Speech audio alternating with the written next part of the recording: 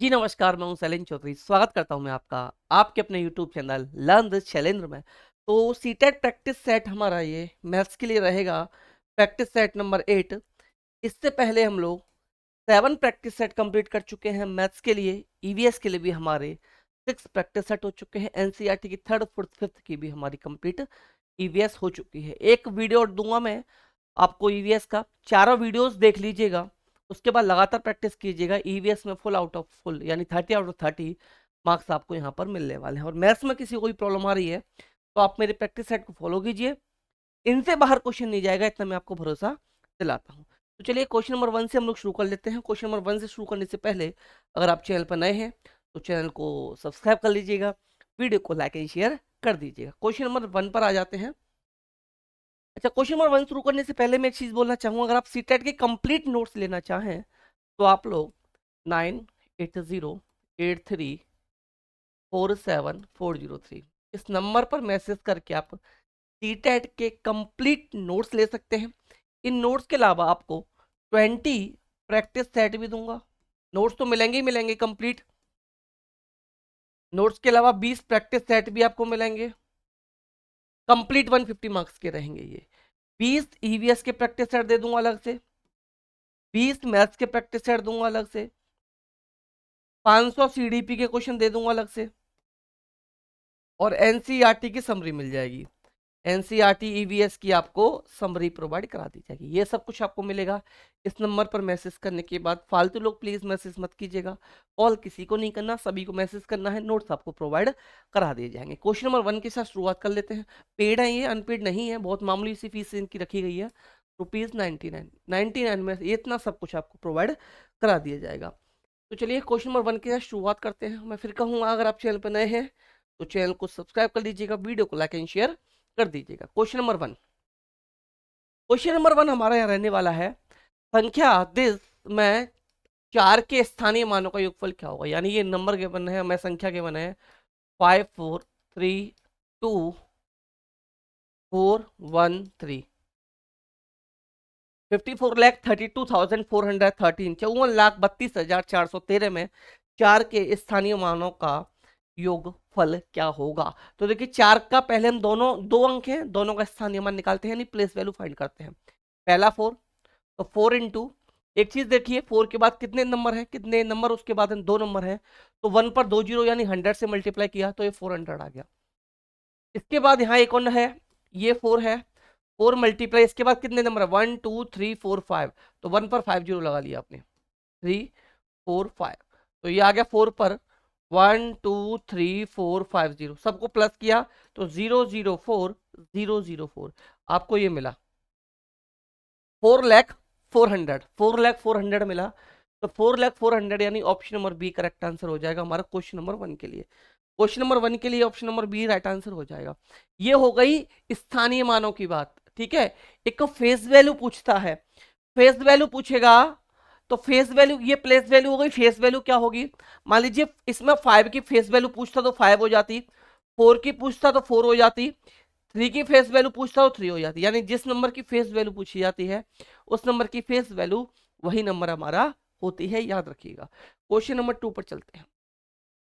Question number 2, which of the following is at the third place when the following numbers are arranged in ascending order. इनको अगर हम ascending यानी कि आरोही क्रम में रखें, यानी ऐड करते हुए रखें, पहले छोटा फिर उससे बड़ा फिर उससे बड़ा फिर उससे भी बड़ा, तो थर्ड नंबर पर कौन सा आएगा, तीसरे नंबर पर कौन सा आएगा। तो आप देख सकते हैं सबसे पहला इसमें सबसे छोटा कौन सा है, ये नंबर है, तो ये तो आएगा नहीं। तो पहले नंबर पर हमें नंबर मिल चुका है, हमें 2 और तीसरा, ये हमारा आंसर होगा। तो देखिए यहां अगर हम देखें 8.08 है, यहाँ 8.80 है, यहाँ 8.808 और 8.00, तो ये नहीं आ सकता क्योंकि ये सबसे बड़ा है, ये नहीं आ सकता, ये सबसे बड़ा है। अब दूसरे और तीसरे नंबर के अंक निकालने हैं हमें, तो अगर मैं क्या करता हूं, एक जीरो यहाँ ऐड करता हूं और इसमें एक जीरो यहाँ ऐड करता हूं, और ये तो ये बनेगा 8.088, ये बनेगा 8.080 और ये बनेगा 8.0800। तो अगर आप देखेंगे तो इनमें अब सबसे बड़ा नंबर ये रहता है, फिर ये रहेगा, फिर ये रहेगा। तो अगर हम देखें पहले नंबर पर हमारा नंबर आया था, पहले नंबर पर हमें नंबर मिलता 088, ये सबसे छोटा था। दूसरे नंबर पर नंबर मिलता हमें 8.088 और तीसरे नंबर पे हमें पॉइंट अंक मिल जाता, नंबर मिल जाता 8.080। तो यानी तीसरा नंबर कौन सा होगा, ये होगा। तो ये कहाँ है 8.08, यानी कि ऑप्शन नंबर ए।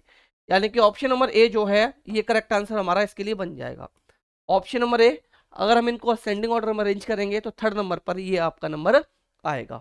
क्वेश्चन नंबर 3, असेंडिंग और डिसेंडिंग कैसे भी पूछ सकता है, ये क्वेश्चन ज्यादातर पूछ लिया जाता है। अगर असेंडिंग पूछता है, असेंडिंग यानी ऐड करते हो तो पहले छोटा फिर उससे बड़ा फिर उससे बड़ा फिर उससे बड़ा, ये जिसमें फॉलोअर होंगे वो आंसर होगा।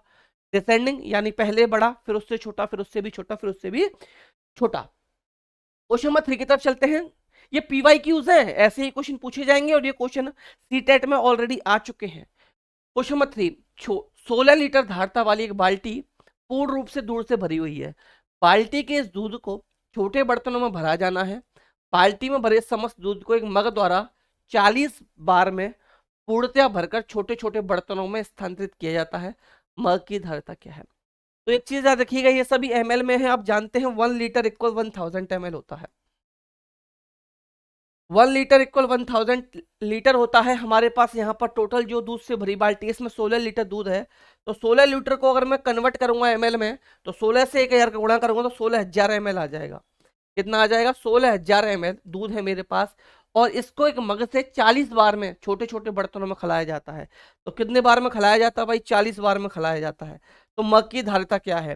तो देखिए जरा, इस जीरो से जीरो कट गया, 4 से 16 जो है 4 बार कट गया और ये जीरो आ गया, 2 जीरो आ गया, यानी 400 ml है।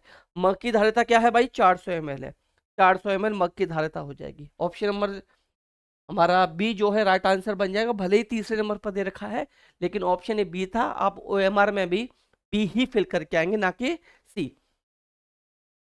क्वेश्चन 4 पर आ जाते हैं। एक दुकानदार 5.1 केजी बादाम, 5.1 केजी बादाम, 1900 ग्राम किशमिश, 2.6 किलोग्राम काजू उसको मिला दिया तथा इस मिक्सचर को बराबर 4 दर्जन पैकेट, 4 दर्जन का मतलब हो गया आपका 4 इंटू 12 इक्वल 48, 48 पैकेट बना दिए। प्रत्येक पैकेट का भार ग्राम में क्या होगा? तो पहले टोटल वेट निकालते हैं। टोटल वेट कितना होगा हमारे पास?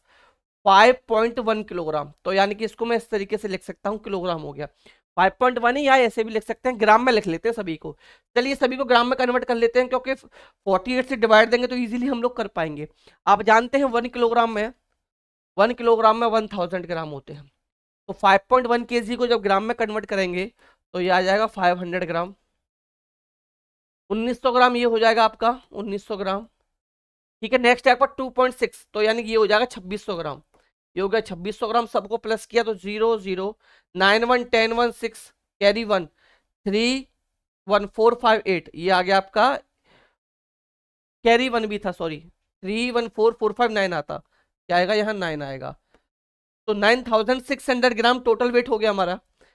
और इसमें क्या करना है? 9000 कितना आया हमारे पास? 9600 ग्राम टोटल वेट हुआ।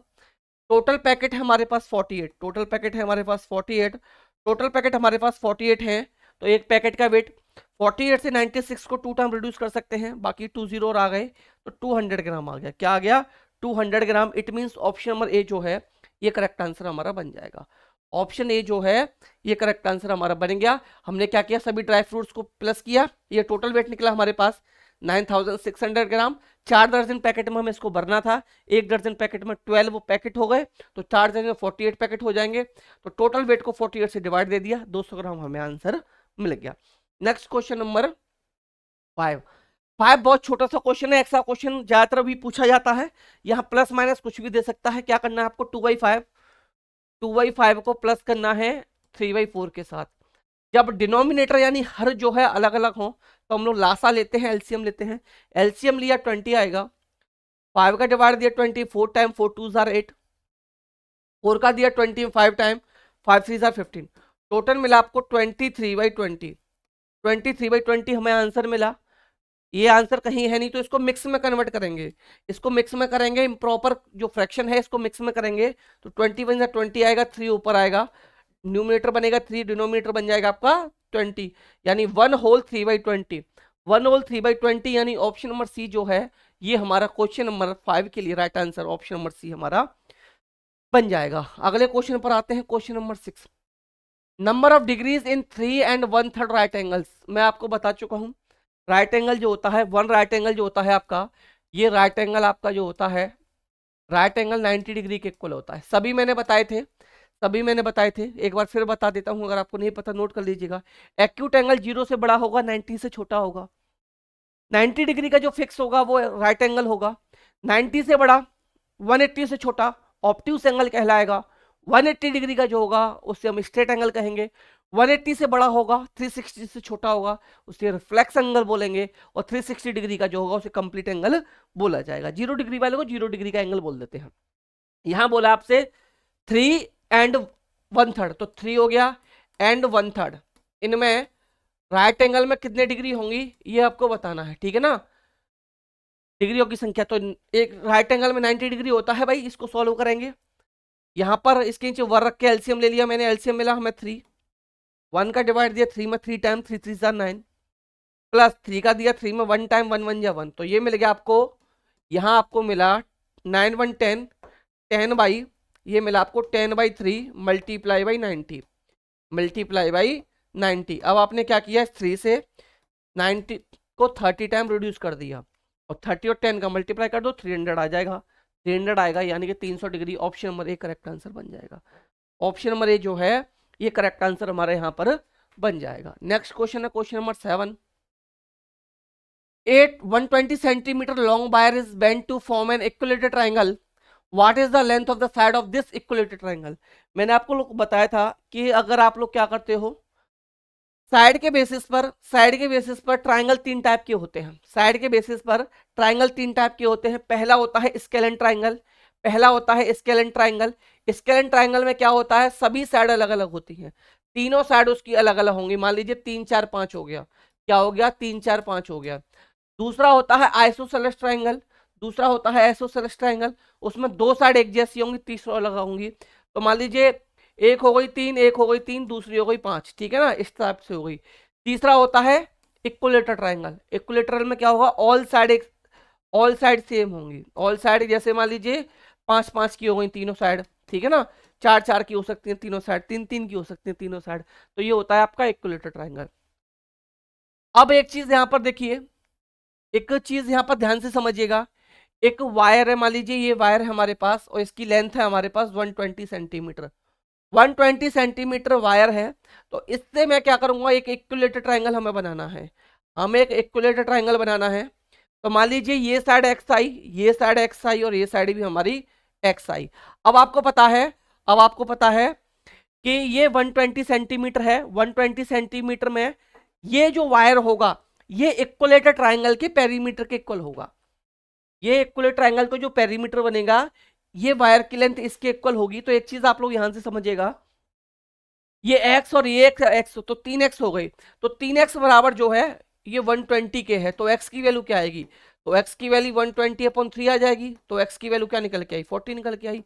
40 आपका यानी 40 centimetre, option number B right answer बनेगा। क्योंकि पेरीमीटर कैसे निकालते हैं, पेरीमीटर कैसे निकलेगा, इक्विलेटरल ट्रायंगल का तीनों साइड को प्लस कर देंगे, आपका पेरीमीटर निकल जाएगा, आपका पेरीमीटर आपको मिल जाएगा। अगले क्वेश्चन पर आ जाओ भाई। Question number 8, identify the missing entry in the following pattern.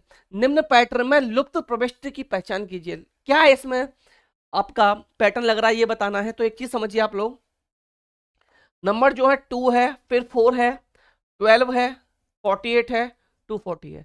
इसमें पैटर्न अगर आप समझ पा रहे हो, पैटर्न समझ पा रहे हैं, तो एक चीज देखिएगा, इन दोनों में 2 से मल्टीप्लाई हो रहा है, फिर मल्टीप्लाई हुआ 3 से, फिर मल्टीप्लाई हुआ 4 से, यहां मल्टीप्लाई हो रहा है 5 से, तो नेक्स्ट x में मल्टीप्लाई हो जाएगा 6 से।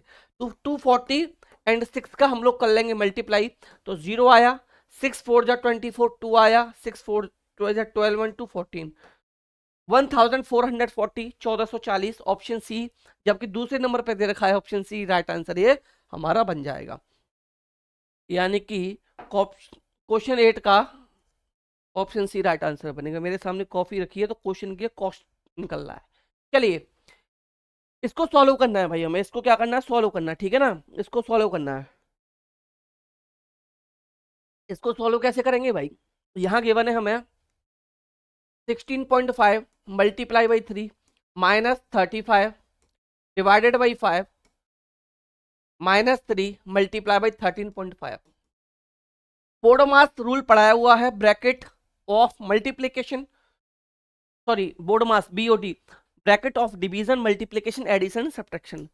कोका भागु जोगा हिंदी वालों के लिए बता दूं, कोष्टक का भाग गुणा, कोका भागु जोगा पढ़ा होगा, कोष्टक का भाग गुणा जोड़ घटा। तो सबसे पहले भाग सॉल्व करेंगे, भाग सॉल्व करेंगे तो 16.5 मल्टीप्लाई बाई 3 इट इज रहेगा माइनस 5 से डिवाइड दिया 35 में 7 टाइम -3 मल्टीप्लाई बाई 13.5। कोष्टक था नहीं, ठीक है ना, ब्रैकेट था नहीं हमारे पास और का था नहीं, तो पहले हमने डिवाइड सॉल्व कर दिया, मल्टीप्लाई करेंगे, इन दोनों का मल्टीप्लाई करेंगे, 3 5 जा 15 कैरी 1, 16 3 जा 48 49, तो ये आएगा 49.7 49.5 -7 माइनस इन दोनों को भी मल्टीप्लाई कर देंगे, 3 5 जा 15 कैरी 1 मिला, 13 3 जा 40। अब ये क्या है, ये माइनस दोनों को प्लस कर दो, ये 49.5 माइनस दोनों को प्लस किया तो ये हो गया 47.5। अब क्या करेंगे, पहला साइन प्लस का, दूसरा साइन माइनस का, प्लस माइनस माइनस हो जाएगा, 0.5 से 0.5 गए, 9 से 7 गए 2, 4 से 4 गया 0 एंड 2 बचा, 2 आंसर आ गया। 2 आंसर आया तो option number A correct answer आया, 2 आंसर आया तो option number A correct answer हमारा यहाँ पर बन गया। Question 10, question 10, the number of minutes in 20 days is equal to the number of seconds. 20 दिनों में मिनटों की संख्या निम्न में से किस किस सेकंड्स की संख्या के बराबर होगी। एक चीज समझिए भाई, एक दिन में 24 घंटे, एक दिन में 24 घंटे होते हैं और एक घंटे में 60 मिनट होती हैं, ठीक है ना, और हमें मिनट निकालनी है 20 दिन में, तो मल्टीप्लाई बाई इस सबको कर दिया 20 से, मल्टीप्लाई बाई इस सबको कर दिया हमने 20 से, इक्वल इक्वल हमें बताना है कि किसके सेकंड, तो हमें नहीं पता, हमने मान लिया एक्स आवर, हमने मान लिया एक्स आवर, ठीक है ना, एक्स घंटे में, तो एक घंटे में भाई 60 मिनट और एक घंटे में 60 सेकंड, एक घंटे में 60 सेकंड दिया, डायरेक्ट हम लोग 3600 भी कर सकते हैं। इसको सॉल्व कर दीजिए, आंसर मिल जाएगा। देखिए कैसे सॉल्व करेंगे, ये 60, सॉरी दूसरे पेन लेते हैं, ये 60 और ये 60 गया, ठीक है, इस 20 से 60 को 3 टाइम रिड्यूस कर दो, अब इस 3 से इस 24 को 1 टाइम रिड्यूस कर दो, 8 1 जा 8 रह गया, इधर x रह गया, तो यानी क्या निकला, x की वैल्यू 8, 8 क्या माने थे हमने, दिन माने थे, यानी option number D right answer, यानी कि ऑप्शन नंबर डी जो है राइट आंसर आपको मिल चुका है। क्वेश्चन नंबर 10 का right answer option number D. चलिए भाई, क्वेश्चन नंबर 11 पाने से पहले अगर आप चैनल पर नए हैं तो प्लीज चैनल को सब्सक्राइब कर लीजिएगा, वीडियो को लाइक एंड शेयर कर दीजिएगा, और इस नंबर पर मैसेज करके टीटेट के कंप्लीट नोट्स आप लोग ले सकते हैं, आपको यहाँ पर नोट्स प्रोवाइड कराए जाएंगे, इसके साथ साथ कंप्लीट 20 प्रैक्टिस सेट दिए जाएंगे, 20 प्रैक्टिस सेट के साथ ईवीएस के 20 प्रैक्टिस सेट अलग से दूंगा, मैथ्स के 20 अलग से प्रैक्टिस सेट मिल जाएंगे, सीडीपी के 500 क्वेश्चन अलग से मिलेंगे, एनसीईआरटी 3rd 4th 5th की समरी आपको प्रोवाइड करा दी जाएगी। क्वेश्चन 11 पेडागोजी से पूछा गया क्वेश्चन है, क्वेश्चन नंबर 11 पेडागोजी से क्वेश्चन पूछा गया है, इसमें आपसे बोला गया है निम्नलिखित में से कौन सा गणित के अंतर्दृष्टि, निम्नलिखित में से कौन सा गणित में अंतर्दृष्टि ज्ञान के संबंध में सही है, सही ऑप्शन पूछा गया भाई। पहला, अंतर्दर्शी ज्ञान में तत्कालिक और स्वसाक्ष्य जैसे संज्ञान की कोई भूमिका नहीं निभाते, रॉन्ग ऑप्शन भाई निभाते हैं, क्योंकि सही पूछा है। दूसरा ऑप्शन, यह सदैव पुख्ता गहन और तार्किक दलीलों पर आधारित होता है, भाई ऐसा कुछ नहीं होता। तीसरा, यह एक ऐसा ज्ञान होता है जो साधारणतः वैज्ञानिक आनुभविक साक्ष्यों पर आधारित नहीं होता, ये रॉन्ग हो गया, ये क्या हो गया भाई, हाँ यही सही है, इस संबंध में सही है, तो यही सही होगा क्योंकि यहां नहीं आ गया, अगर यहां नहीं होता तो ये रॉन्ग ऑप्शन हो जाता, अगर यहां नहीं होता तो ये रॉन्ग ऑप्शन हो जाता, इसलिए राइट ऑप्शन जो है ऑप्शन नंबर सी हमारा यहां पर राइट ऑप्शन बन जाएगा क्वेश्चन नंबर 11 के लिए। अगला है क्वेश्चन नंबर 12, क्वेश्चन नंबर 12 भी पेडागोजी से पूछा गया क्वेश्चन है, गणित के लक्ष्यों एवं उद्देश्यों के लिए निम्नलिखित में से कौन सा असंगत कथन है, कौन सा असंगत कथन है ये आपको बताना है। लक्ष्य औपचारिक है जबकि उद्देश्य कार्यात्मक एवं, गणित में लक्ष्य एवं उद्देश्यों के लिए निम्नलिखित में कौन सा कथन असंगत है, यानी गलत बताना है भाई, आपको गलत बताना है, ठीक है ना, इनएप्रोप्रिएट बताना है, जो संगत नहीं असंगत है गलत बताना है। तो लक्ष्य औपचारिक है जबकि उद्देश्य कार्यात्मक एवं सूचनाबद्ध है, तो ये कथन तो भाई सही है, सही है हमारा। दूसरा, लक्ष्य एक से अधिक विषयों के साथ एक समान है जबकि उद्देश्य प्रत्येक विषय के लिए एक विशिष्ट है, ये भी सही है। लक्ष्य अल्पकालिक है जबकि उद्देश्य दीर्घकालिक है, ये भी सही है। लक्ष्य विस्तृत है जबकि उद्देश्य लक्ष्य का एक भाग है, तो ये गलत है आपका, ये गलत है, ये रॉन्ग ऑप्शन हो गया, रॉन्ग ही आपसे पूछा गया था। जब ये ऑप्शन हमारा रॉन्ग है तो रॉन्ग है तो यही राइट आंसर बन जाएगा, क्योंकि रॉन्ग ऑप्शन आपका यहां पर पूछा गया है। अगला क्वेश्चन है क्वेश्चन नंबर 13। प्राथमिक स्तर पर बच्चों को व्रत की संकल्पना प्रस्तुत करने के समय शिक्षण अधिगम प्रक्रिया में सबसे अंतिम चरण कौन सा होना चाहिए? सबसे अंतिम चरण कौन सा होगा? पहला, व्रत की परिभाषा देना। दूसरा, श्यामपट पर व्रत का आरेखण।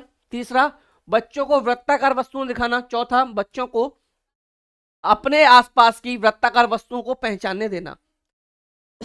तो सबसे अंतिम जो होगा ये आपका होना चाहिए व्रत की परिभाषा देना। पहला स्टेप आएगा बच्चों को अपने आसपास की वृत्ताकार वस्तुओं को पहचानने देना। दूसरा, बच्चों को वृत्ताकार वस्तुएं दिखाना।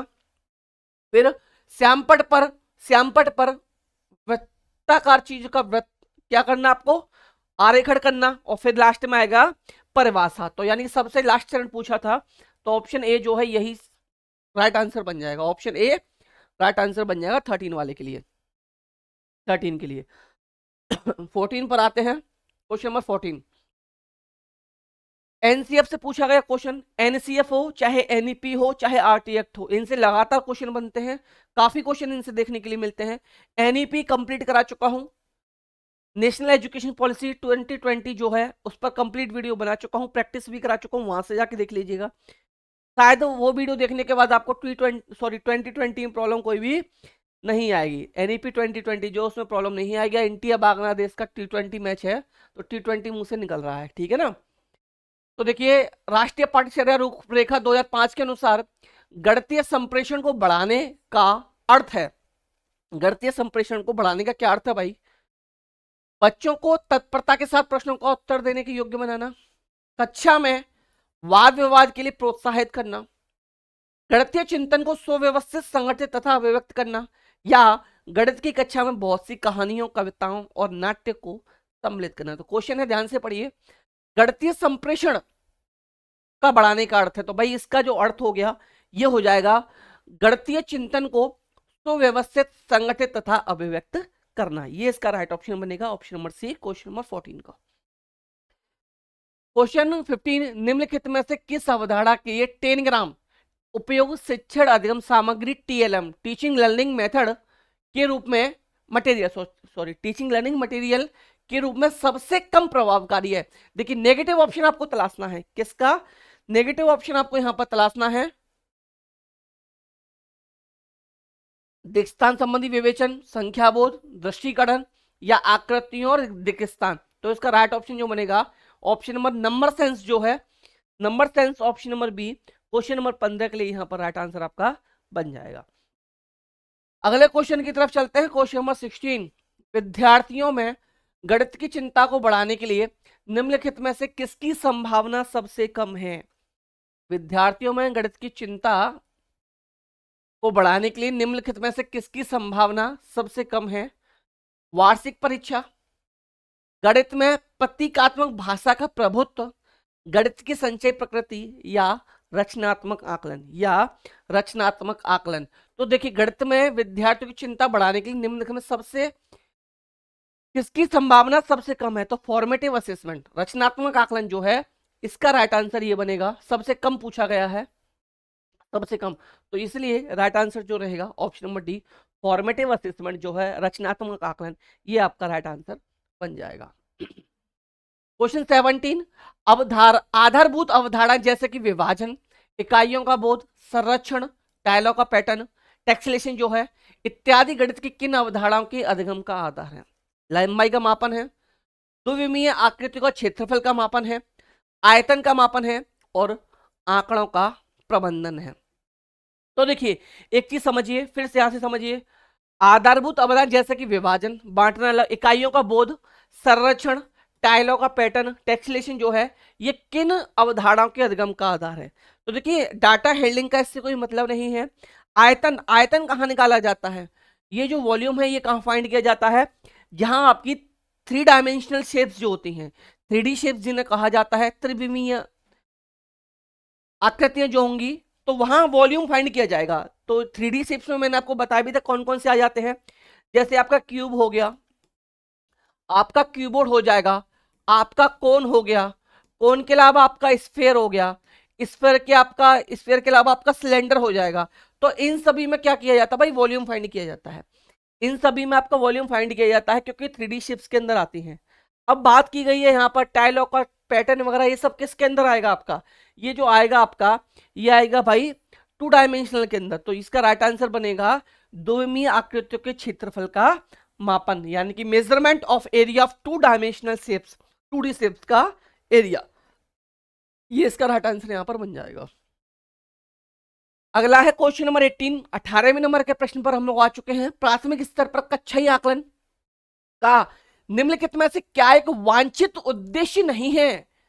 ध्यान से समझिए क्वेश्चन को, फिर यहां पर नहीं पूछा गया है, नोट पूछा गया है। तो भाई जहां नोट पूछा जाए ऐसे क्वेश्चंस को मैं बहुत ही ध्यान से सॉल्व करना है। शिक्षार्थियों को प्रतिपुष्टि यानी फीडबैक देना, भाई ये तो है, to provide feedback to learners, बिल्कुल प्रोवाइड कराना चाहिए। शिक्षार्थियों के प्रदर्शन की तुलना एक दूसरे से करना, इसको होल्ड करते हैं। शिक्षण अधिगम क्रियाकलाप में सुधार करना, या कक्षाई क्रियाकलापों में सक्रिय रूप से भाग लेने के लिए विद्यार्थियों को प्रोत्साहित करना। तो देखिए यहाँ पर नेगेटिव ऑप्शन पूछा गया है, तो प्रोत्साहित करेंगे हम स्टूडेंट को कि वो एक्टिवली पार्टिसिपेट करें, तो ये ऑप्शन तो राइट बनेगा। शिक्षण अधिगम to improve teaching learning activities में सुधार करना, ये भी राइट एक्शन बनेगा।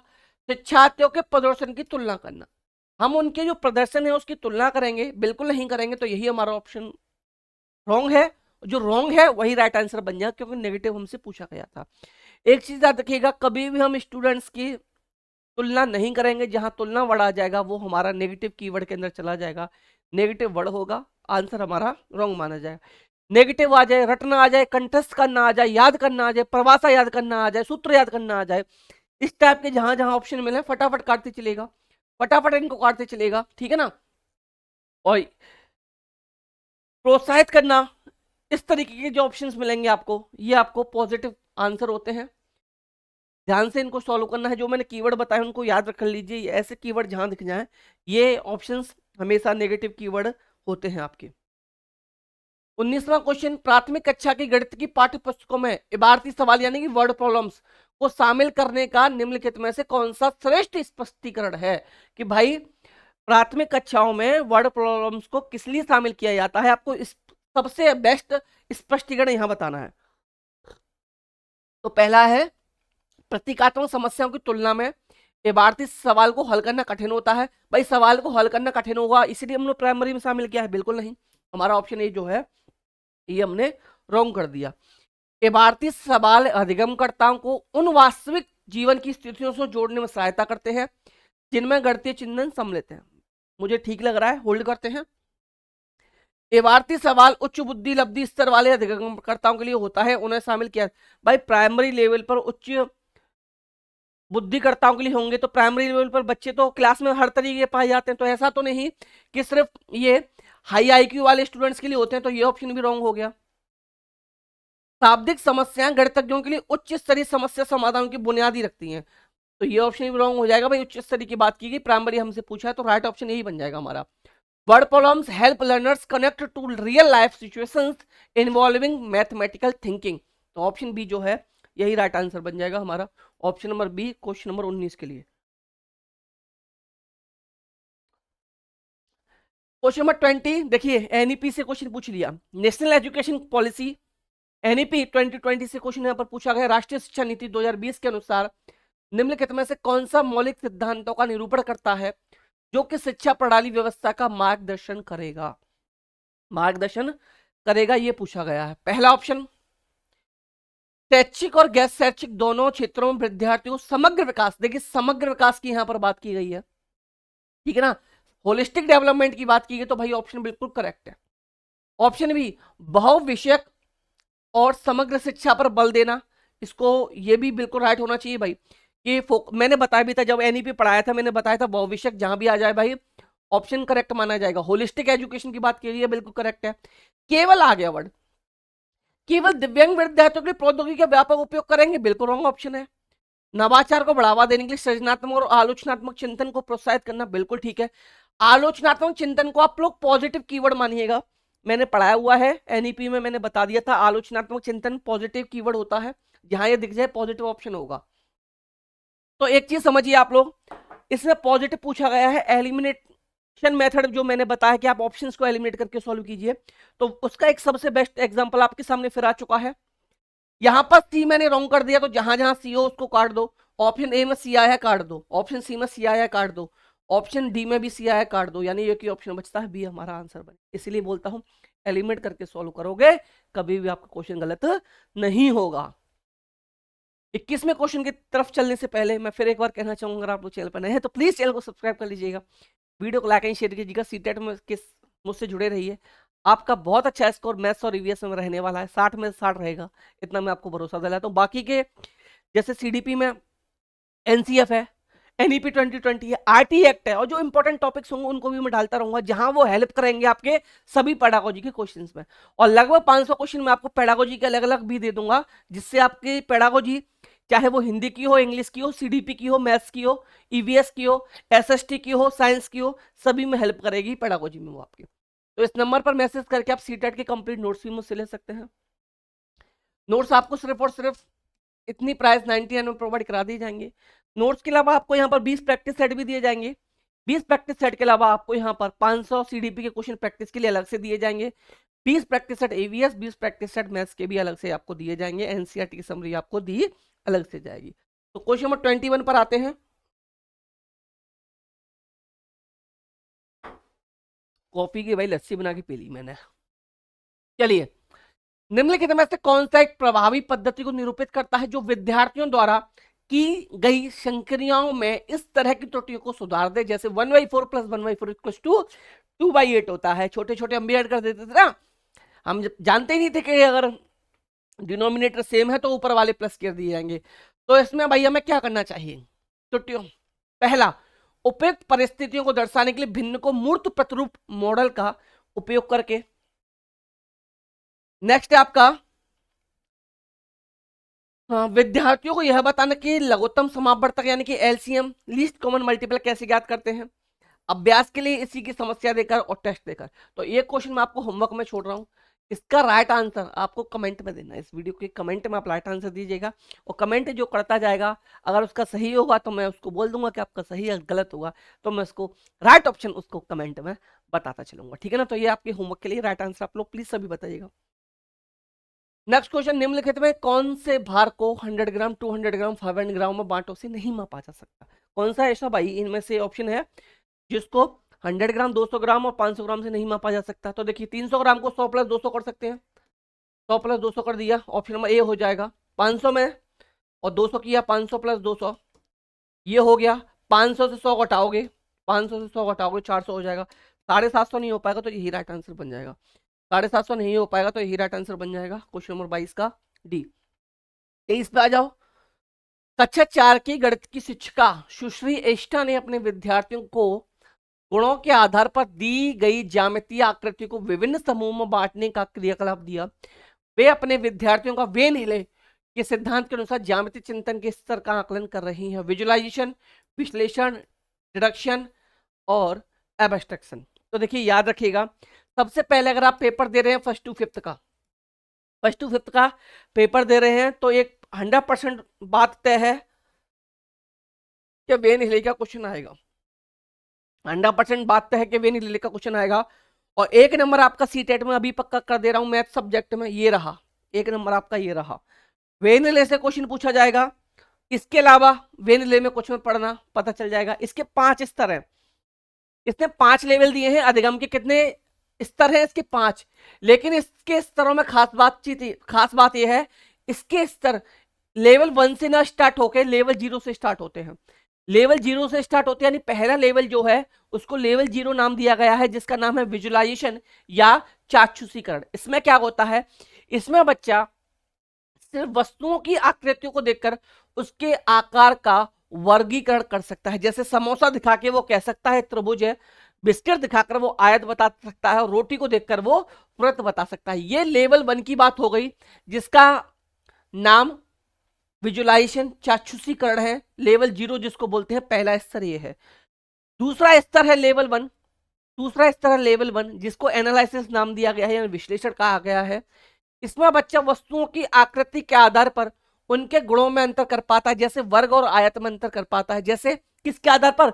उनकी आकृति के आधार पर उनके गुणों में अंतर कर पाता है। जैसे मैंने एक यहाँ पर एक रेक्टेंगल बना दिया और मैंने यहाँ पर एक स्क्वायर बना दिया, तो बच्चा पता कर पाएगा इनकी आकृति के आधार पर कि ये रेक्टेंगल किस लिए है, कि इसकी अपोजिट साइड्स कैसी हैं, इसकी अपोजिट साइड्स इक्वल हैं, और इसमें बच्चा बता सकता है कि इसकी ऑल साइड यानी सभी साइड एक जैसी हैं, तो इसलिए ये रेक्टेंगल होगा और ये आपका स्क्वायर होगा। बच्चा इस तरीके से पता लगा सकता है, ठीक है ना। लेवल 3 मतलब स्तर तीसरा जिसको लेवल 3 नाम दिया, लेवल 2 नाम दिया गया है, इनफॉर्मल डिडक्शन। इसमें बच्चा आकृति के बीच में संबंध बनाना शुरू कर देता है। बाकी के लेवल 2 आपको पढ़ने की जरूरत नहीं है, बाकी के 2 लेवल आपको पढ़ने की जरूरत नहीं है, लेवल 4 एंड लेवल 5 वैसे नाम देंगे, तो लेवल 3 एंड लेवल 4 पढ़ने की आपको जरूरत नहीं है। 5 स्तर है, शुरुआत के 3 पढ़ लीजिएगा। 99% ये होगा पहले 2 स्तर में से ही क्वेश्चन पूछ लेगा, 1% ऐसा होगा कि यहां तक पहुंचेगा, वरना इन दोनों में से ही लेवल 0 लेवल 1 यानी पहले 2 स्तर में से ही एग्जामिनर आपसे क्वेश्चन पूछ लेगा। 99% इसके चांसेस है, 1% एग्जामिनर यहां आएगा, बाकी नीचे वाले दोनों से क्वेश्चन नहीं बनेगा, इतना मैं आपको भरोसा दिलाता हूं। पहले 3 पढ़ लेना, 1 नंबर पक्का सीट है ना, वेन हिले आएगा ही आएगा, वेन हिले से क्वेश्चन पूछेगा ही पूछेगा। यदि आप पूर्व की ओर देख रहे हैं तथा घड़ी की दिशा में 1 होल 1/2 का गुणन करते हैं, तो आप किस दिशा में देख रहे होंगे? यदि आप वही देखिए पूर्व की ओर देख रहे हैं, चलिए ईस्ट वेस्ट नॉर्थ साउथ बनाते हैं। ये ईस्ट हो गया, ये वेस्ट हो गया, नॉर्थ हो गया, साउथ हो गया। ईस्ट वेस्ट नॉर्थ साउथ कहाँ होते हैं भूल जाओ, जब आप क्वेश्चन सॉल्व कर रहे हैं तो आपको राइट साइड ईस्ट, ये वेस्ट, ऊपर नॉर्थ, नीचे साउथ में मानने, हिंदी में नाम लिख देते हैं। चलिए हिंदी वालों के लिए ये आपका पूर्व हो गया, ये आपका पश्चिम हो जाएगा, ठीक है भाई, ऊपर उत्तर हो गया और नीचे आपका दक्षिण हो गया। ये होगा इस तरीके से। अब क्या करता है एक स्टूडेंट, क्या करता है भाई, एक स्टूडेंट पहले देख रहा है किसकी तरफ, पूरब की ओर देख रहा है, यानी स्टूडेंट का फेस ये है, स्टूडेंट का फेस ये बना हुआ है भाई, ठीक है ना। अब ये क्या करता है, 1.5 रिवॉल्यूशन लेता है, यानी कि एक कंप्लीट रिवॉल्यूशन लिया, इसने पूरा एक चक्कर लगाया, और इसने एक पूरा चक्कर लगाया तो किधर देखेगा, अब भी ये किसकी तरफ देख रहा है, पूरब की तरफ देख रहा है, लेकिन इसने बोला 1.5 रिवॉल्यूशन। एक रिवॉल्यूशन घूम गया, अब आधा रिवॉल्यूशन और घूमेगा, आधा चक्कर और घूमेगा, तो आधा घूमा, इधर फेस है अभी, अब यहां से इसका फेस आ गया यहाँ, ये घूमा इधर, अब इसका फेस किस साइड में हो गया भाई, तो वेस्ट यानी कि पश्चिम की तरफ हो गया, पश्चिम की तरफ इसका फेस हो गया, तो ऑप्शन नंबर डी जो है ये इसका राइट आंसर बन जाएगा, ये इसका राइट आंसर बन जाएगा। क्वेश्चन नंबर 24 का ऑप्शन डी राइट आंसर बन गया। अगले क्वेश्चन पर आ जाते हैं। फिर एक क्वेश्चन आ चुका है एनईपी न्यू एजुकेशन पॉलिसी राष्ट्रीय शिक्षा नीति 2020 से, फिर एक क्वेश्चन यहां पर पूछा जा चुका है, फिर से क्वेश्चन आ गया। मैं कह रहा हूं 2 से 3 क्वेश्चन आएंगे आएंगे। एनईपी 2020, आरटीएक 2009, एनसीएफ 2005, इनसे मिला के 10 से लेकर 15 क्वेश्चन तक आ सकते हैं आपके सभी 5 सब्जेक्टों में मिलाकर, और इन तीनों को मैं 1 बाई 1 सभी को कराता चलूंगा। एनईपी में आपको करा भी चुका हूं। एनईपी 2020 के अनुसार देश भर में विभिन्न विषयों में ओलंपियाड और प्रतियोगिताएं होंगी। कैसी होंगी भाई, कम होंगी नहीं, मजबूत होंगी, सरल होंगी, हतोत्साहित करने वाली होंगी, क्या डिस्करेज करेंगी, जी नहीं, मजबूत करेंगी भाई। मजबूत जो है ऑप्शन सी, ये राइट आंसर बनेगा, जो कि दूसरे नंबर पर दे रखा है। सर्कल जब फिल करोगे तो ध्यान रखिएगा, सर्कल फिल करोगे तो ध्यान रखिएगा, आपको ए बी सी ऐसे दे रखे होंगे, दूसरे नंबर पर है भले ही, लेकिन ये है एक्चुअल में सी, तो ये वाला सर्कल आपको फिल करना पड़ेगा। ये चीज ध्यान रखिएगा आप लोग, ये चीज आप लोग ध्यान रखिएगा, इस तरीके से कंप्लीट फिल करके आइएगा। आ जाओ 26वें क्वेश्चन पर। 26वां क्वेश्चन, निम्न तालिका के एक व्यक्तित्व द्वारा 6 दिनों में बेचे गए कंप्यूटर की संख्या को प्रदर्शित करता है। उसने क्या किया, 6 दिनों में कंप्यूटर बेचे, ये दे है और ये कंप्यूटर जो उसने सेल की वो है, ठीक है। तो यहाँ पर क्वेश्चन हमसे पूछा है, क्वेश्चन क्या है, मंडे को 28, ट्यूसडे को 25, वेडनेसडे 37, थर्सडे 23, फ्राइडे 38, सैटरडे 25। इसमें बताना है सबसे पहले सोमवार, सोमवार को कितने सेल किए भाई 28, सोमवार बुधवार, बुधवार को सॉल्व किए 37, सोमवार बुधवार और शनिवार, शनिवार को सॉल्व किए भाई 25, ठीक है, इनको प्लस कर लेंगे। फिर नेक्स्ट है आपका विक्रेता ने बेचे कंप्यूटर कुल संख्या तथा मंगलवार, मंगलवार को 25, मंगलवार के अलावा बृहस्पतिवार, बृहस्पतिवार को 23, एंड शुक्रवार, शुक्रवार को भाई 38 की कुल संख्या में अंतर बताओ, तो दोनों को प्लस किया, दोनों को प्लस करके अंतर बता देना है, तो प्लस कर लेते हैं भाई, प्लस करते हैं। पहला देखो 8 7 15 15 5 20, 8 7 15 5 20, 2 हासिल आ गया, 2 कैरी आ गया, 2 1 2 4 4 3 7 2 9 90 आ गया। इसको करेंगे 5 3 8 8 और 16, कैरी 1 मिला, कैरी 1 मिला, 3 1 4 हो गए, 4 1 2 6 6 एंड 2 8। ये 90 है, ये 86 है, दोनों के बीच में डिफरेंस कितने का है? 4 का है। तो 4 का है भाई, डिफरेंस 4 का है। 4 का डिफरेंस है तो option number B, option number B 4 का डिफरेंस है, ऑप्शन बी राइट आंसर बन गया, ऑप्शन बी राइट आंसर हमारा यहां से बन गया। ट्रेन वाला क्वेश्चन 100% पूछा जाएगा, ऐसा कोई एग्जाम नहीं जाता सीटेट का, चाहे ईवीएस में पूछ ले इस क्वेश्चन को या मैथ्स में पूछ ले, बट पूछेगा जरूर। ईवीएस और मैथ्स में कहीं भी पूछ सकता है, इस क्वेश्चन को पूछेगा जरूर कि एक रेलगाड़ी एक स्टेशन से 17:40 चलती है तथा 20 स्टेशन पर उसी दिन 22:15 पर पहुंचती है, तो रेलगाड़ी द्वारा यात्रा करने में लगा समय आपको बताना। बहुत ईजी सा है क्योंकि उसी दिन की बात आ गई है। दूसरे दिन की बात आ जाती है, दूसरे दिन की बात आती है तो वहां हम लोग कंफ्यूज हो जाते हैं। एक चीज याद रखिएगा, 12 के बाद कितने भी बजे, 13 14 15 16 17 18 19 20 21 22 23 24 तक का टाइम होता है। 12 के बाद का जो टाइम होगा वो पीएम का टाइम होगा, वो पीएम का टाइम होगा। यानी ये पीएम है, यानी 5:40 हो रही है। ये भी पीएम का टाइम है, यानी कि 12 10 22:15 हो रही है। आप क्या कर सकते हो, घटा सकते हो। 22:15 से आपको घटाना है 5 हाँ 17:40, 17:40 घटाना है भाई आपको। इसको घटा देंगे हम लोग, देखिए घटाएंगे तो कैसे घटाएंगे। 15 मिनट से 40 मिनट हम लोग सब्ट्रैक्ट नहीं कर सकते, घटा नहीं सकते। 15 मिनट से 40 मिनट हम लोग नहीं घटा सकते, तो हम लोग क्या करेंगे, यहाँ पर हम लोग क्या करेंगे, 1 आवर हम लोगों ने उधार लिया, बोरो लिया, तो यहाँ 15 मिनट थी, जब 1 घंटा उधार लिया तो 60 मिनट और मिलेंगे, तो 75 मिनट हो गई। यहाँ 22 था, यहाँ 22 था, 1 घंटा हमने उधार दे दिया, अब यहाँ 21 घंटे बचे। अब यहाँ 21 घंटे बचे, तो 21 घंटे 75 मिनट में से हमें घटाना है 17:40, ठीक है। तो देखिए 5 से 0 गया, 0 आया, सॉरी 5 आया, 5 आ गया, 7 से 4 गया, 3 आ गया, 21 से 17 को सब्ट्रैक्ट किया, 4 आ गया, 4 आवर 35 मिनट, 4 आवर 35 मिनट, यानी ऑप्शन सी जो है राइट आंसर बन जाएगा। ट्रेन का टाइम याद रखिएगा, 24 तक बजते हैं, ट्रेन में 24 तक बजते हैं। 12 के बाद 13 जैसे ही होंगे वो पीएम का टाइम हो जाएगा, याद रखिएगा। एएम और पीएम नहीं चलेंगे, सिर्फ 124 तक टाइम चलता है आपका। 13 से ऊपर जाते ही 24 तक ये टाइम पीएम का मान के चलेगा, पीएम का टाइम है, कोई मिस्टेक आप लोग नहीं करोगे इसमें। Next question 28। A frog jump 3 step and rabbit jump 7 step at a time, starting from a plus O. At which of the following steps they both will be jumping together? किसी स्थान O से jump करना start किया, ठीक है ना। अब frog jump करता है 3 कदम, इसके बाद मेढक जंप कर खरगोश जंप करता है 7, तो ये 3 हो गया, यहाँ 7 हो गया। अब किस स्थान पर ये दोनों निम्न में से एक साथ छलांग लगाएंगे? तो ऐसा क्वेश्चन कहीं भी पूछ लिया जाए, वहां आप लोग एलसीएम फाइंड कीजिएगा, वहां क्या कीजिएगा, आप लोग एलसीएम फाइंड कीजिएगा। इस टाइप का क्वेश्चन कहीं दिख जाए, इस टाइप का हो।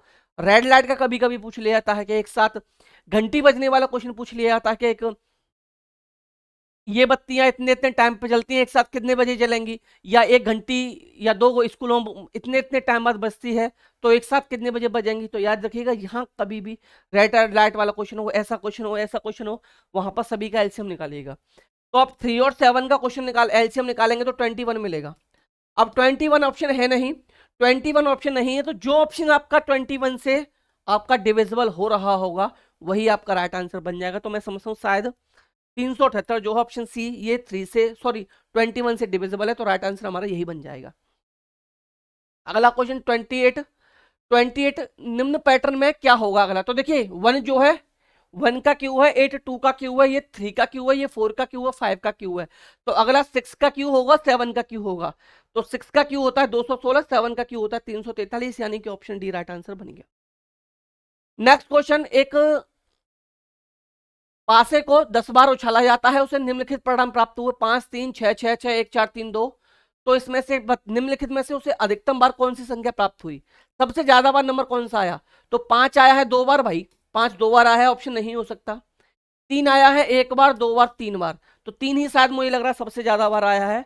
तो ऑप्शन डी जो है ये राइट आंसर आपका बन गया, ऑप्शन डी राइट आंसर हमारा बन जाएगा। इस तरीके से आज के 30 क्वेश्चन हमारे सुपर 30 क्वेश्चन होते हैं कंप्लीट। तो अगर आप लोग नोट्स लेना चाहें तो इस नंबर पर मैसेज करके सीटेट के कंप्लीट नोट्स दे दूंगा। 20 प्रैक्टिस सेट आपको प्रोवाइड करा दिए जाएंगे पूरे 150 मार्क्स के। इसके अलावा आपको यहाँ पर प्रोवाइड करा दिया जाएगा 20 प्रैक्टिस सेट अलग से ईवीएस के, 20 प्रैक्टिस सेट अलग से आपको मैथ्स के, और आपको एनसीईआरटी की समरी प्रोवाइड कराई जाएगी। 500 सीडीपी क्वेश्चन भी प्रोवाइड करा दिए जाएंगे। तो वीडियो को प्लीज लाइक एंड शेयर कीजिएगा। और चैनल पे आप नए थे या अभी तक अपने चैनल को सब्सक्राइब नहीं किया तो चैनल को सब्सक्राइब भी कर लीजिएगा। तो चलिए मिलते हैं नेक्स्ट वीडियो में, तब तक आप लोग हंसते रहिए, मुस्कुराते रहिए, सीटेट पास करने के लिए पढ़ते भी रहिए। तो bye bye, take care, thank you, नमस्कार, जय हिंद।